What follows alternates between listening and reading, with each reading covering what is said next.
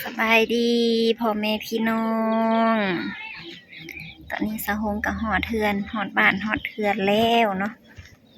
อันยินข่าวว่านาซาวไปออกรถใหม่เนาะไปเบิ่งนำกันเลยว่าสิเป็นรถหยังเนาะพี่น้องเดี๋ยวสิมารีวิวอันธุรกิจของนาซาวเนาะเพิ่นเฮ็ดหยังแน่กระปุกที่ว่าหันหายมื้อนั้นนะป๊อดรถแล่น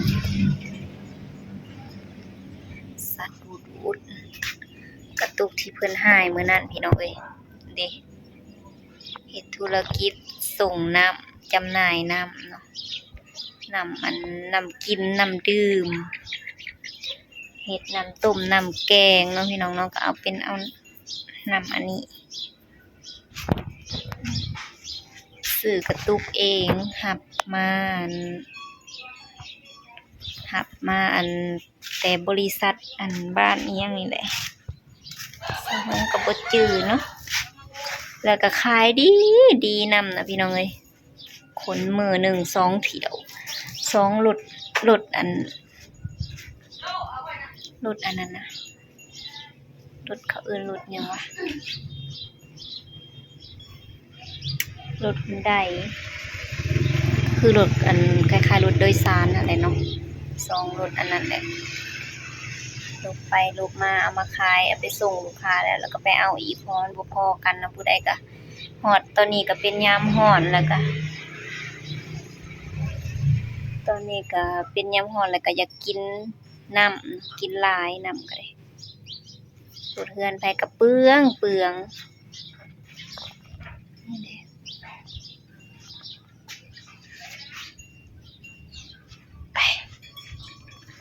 ไปรีวิวรถให้เบิ่งไปซื้อมื้อนี้เนาะอากาศกับฝนก็สิตกอันลมวีดอยู่ลมวอยๆก็ครึ้มโอ้หวังสิดาพี่น้องมักซิดาเบิ่งเอามักซิดาก่อนเด้อจังหน่อยก่อนอยากมักซิดาเนาะไม่ต่อยก่อน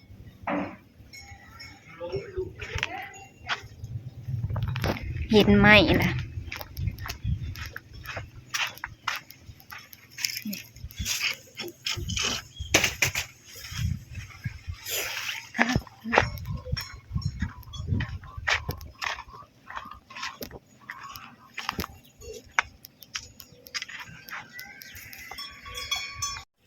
่พี่น้องเอ้ยน่าสิสุกอยู่มากนี่โอ้ยตกแล้วโอ้ยแม่นมันเน่าบ่เอาหมากใหม่ก่อนยามนี้ก็เป็นส่วงมักซิดาเนาะ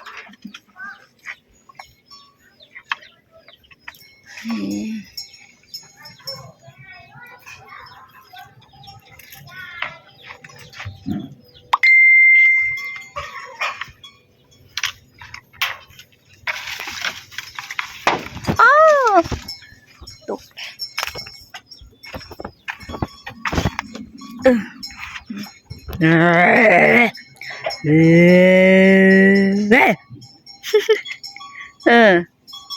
ตกใจจนขี้เหี่ยเลยในงัวลุงเนาะหมากนี่ก็สิเอาไปปลูกพี่น้อยสิไปกะเอาในมัน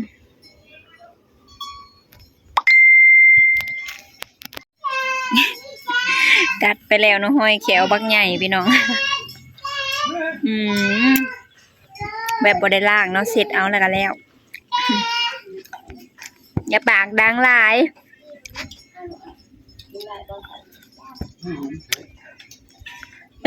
มึงขอกันยังคนตาแข็งก็ขวากผ่าข้างกับ4 โมงแรงกินข้าวแล้วพี่น้อย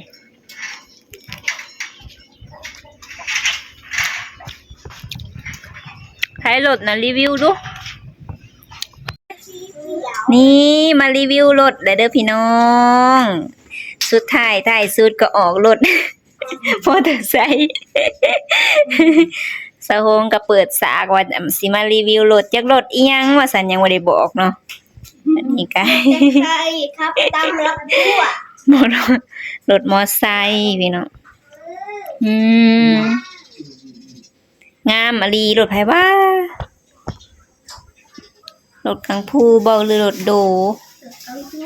อืม ไปเบิ่งดูทาง คือมีถีบมันนี่มีถีบมัน ไปเบิ่งดูทางตาม ตามันบ่แต่เปิดไพ่โหงามแต่ว่าโอ้ยอย่ามาใกล้เด้อแถวนี้นั่นเด้อยำออกเดี๋ยวเสียบไพ่ผ้าอยู่นั่นนะย่านอย่าใกล้เด้อบังหำ ไปเบิ่ง รีวิวเนาะมื้อนี้เป็นมื้อวันที่ ราคาแล้วเหรอ เท่าไรนี่ 8,000 11,000 5,000 4,000 4,300คือถือ 4,000หาต่อเอาค่ะจนลูกไปแจ้ง 4,500ต่อเอา4,300คือบ่ต่อ 4,000เลย บ่ได้ อืม 4,200นะได้หักบ่ได้อันบ่รับประกัน อืม อัน100รับประกันอัน70,000 อืม 10,000 อันผ้าวแห้งดีใจแห้งพี่น้องเอ้ยซื้อรถแล้วแหละลืมสายสาก กระโพดเห็นว่าก็ได้ผ้าวไปใส่เนาะฮัมหมวกกันน็อกก็บ่ได้แต่รถมาใส่สากหรือว่าคันแม่นไปนะเขาสิว่าเอ้ยรุดให้แล้วบ่ได้แถมใส่สากนั่นนี่เฮ็ดว่าได้ซะ ส่งคืนเลยนะ ซื้อ อยู่ใช่ ซื้อไปอันบ่ได้แถมใส่ซากค่ะว่านั่นนี่หั่นดีแล้วเขาก็บ่ได้วนวายหาให้ เติมน้ำมันเอาก็ได้ โอ้แล้วโอ้บ่ได้ได้ซื้อเขาก็เอาขึ้นรถ มันดอกเลยนะ บ่มีใส่ซากมื้ออื่นได้ไปทำใหม่อีกเนาะ ไว้ มื้อนี้ก็วันที่4เดือนพี่น้องเดือน สิเอาไว้ 5ปุ่ม ตอนไปนะบ่มีพายุเฮือนแล้วแม่ แม่ ปลอด ทั้ ภั ง ย น้อง จากจนมันก็จริง ห้ามกินในขนมนะปันกัน เกิดกินเบียร์ ไว้รุ่นแต่งเนาะ เต็มแล้ว อิ่มแล้วกินข้าวนะอืมอาหารแรงเพิ่นปะไปลินน้ำเอ้ยปะบรรยากาศยามแรงพี่น้อง โอ้ยหามันฮอดทิศนึงก่อน ลม เกิดมันเพลงไง ลมฝนคือฝนสิตกนี่แหละ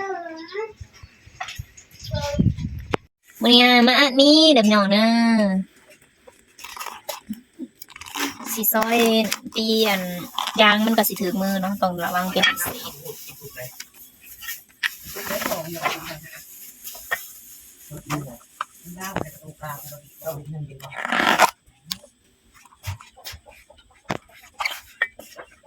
เอาออกซ้ำได้นี่ เอาออกเป็นข้าวเลื่นเลย เอาออกจนเขาพะเลิน แรงมาออก พะเลินแปลว่าหยัง เขาเล่น พะเลินแปลว่าหยัง เขาจะพูน จุนพูนคือหยัง จะพูน อันยังคือจุนพูน ตามมีแม่เราเป็นใคร ปีคือหยังปีหยังคือปี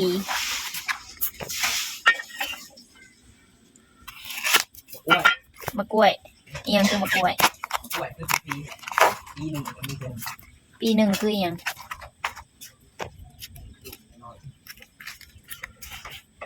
ไปหาข้อมูลมาก่อนจังเรา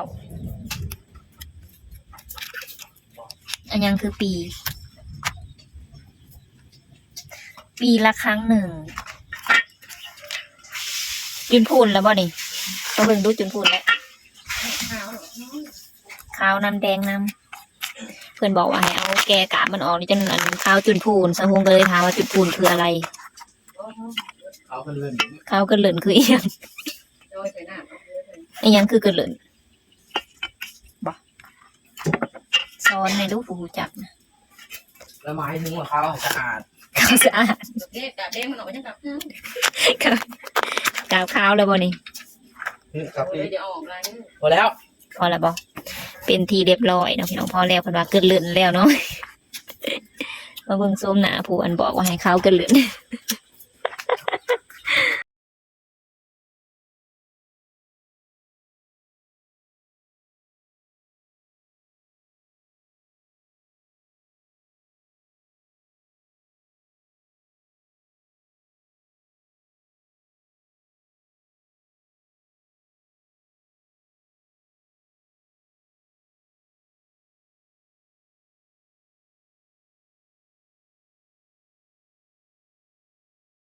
หลังจิ้มจิ้มไปก่อน คือตัดของเนี่ยโอ้ย นูข้าวปุ้นอีกแล้วพี่น้องเอ้ยกินแต่ข้าวปุ้นเลยเฮือนนี่นะอันจะสิกินบิซังเนาะมันบ่มีแนวอันนั้นมีแต่ซีนแต่ปลาแนวกินก็กินหลายก็เบื่อแล้วก็หาแนวเฮ็ดกินอีกล่ะเมนูโปรดก็คือเมนูข้าวปุ้นพุดลงล่วงตัวนี้น้ำหนามันเนาะสิขัวตัวนี้ เดี๋ยวแกะปลาใส่แล้วก็ตำแล้วก็เป็นพิธีอันผสมประสานแล้วก็กินได้เลยเนาะเพราะว่าสุกแล้วเอาไว้ป่นเลยเด้ออยากกินป่นเนาะป่นปลานิลพี่น้องบ่ได้กินป่นปลาแต่หึงละ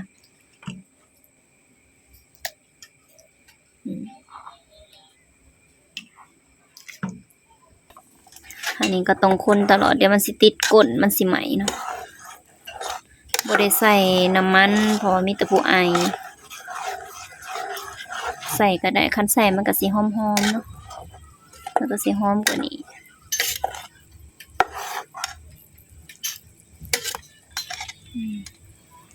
ในนี้ส่วนผสมก็มีหมักพริกแล้วก็มีอันหัวกระเทียม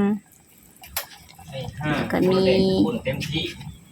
กินเป็นเลย กะทิพี่น้องผสมกันแล้วก็ขัว มัดเลยกู อันนี้ก็ต้ม เปิดซองจับเลยไปขี้ออก ต้มหมักพริกใส่นี่แล้วก็เสิร์ฟเอาไปตำแล้วเรียบร้อย ประโยชน์เนาะเกิดเขาแล้ว ดอกอันนี้ก็แกงเล็กใบหนังก่อน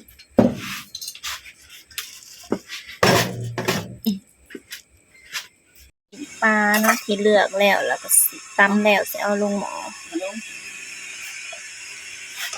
ถอกลงเลยบ่ตุ่ม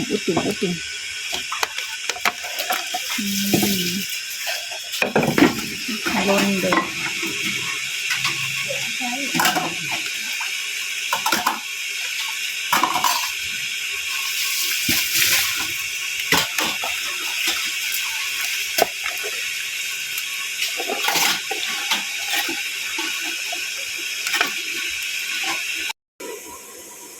โคตรรวยล่ะ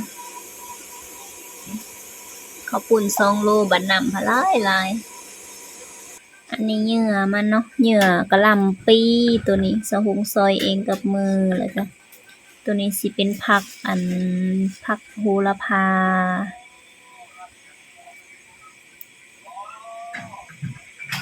มาเด้อพี่น้องแล้วเลยเด้อผมกำลังแบ่งกัน มันก็ ข้าวกระจับหนึ่งข้าวสิกินข้าวก่อนแล้วก็สิกินข้าวปุ้นหน่อยหนึ่ง เสียบแล้วมันก็ ว่าแม่นข้าวปุ้นแล้วยังอีกบ่ได้กินแล้วอ่ะ ใส่หม้อคือกันได้ สำหรับคลิปนี้ก็ขอจบไว้เพียงส่ำนี้เด้อพี่น้องเด้อกินข้าวปุ้นก่อนบัดนี้